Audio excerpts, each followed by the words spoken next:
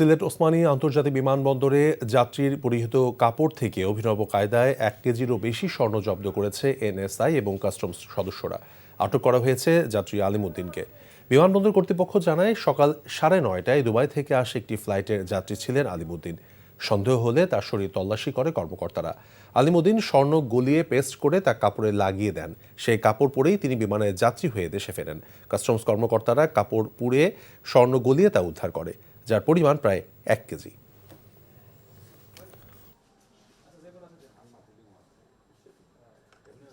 Dubai থেকে এই flight আসার আগেই আমরা এই যাত্রীর ছবি পাই।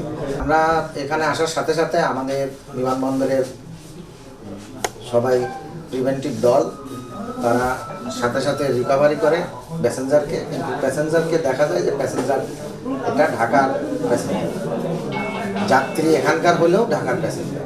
সাথে সাথে আমরা তার সন্দেহ করি, তার পোশাক খুলে আমরা ওয়েট নেই, প্রাথমিকভাবে দেখি যে হ্যাঁ এটা সন্দেহজনক এবং আমাদের তার ইনফরমেশন রাইট।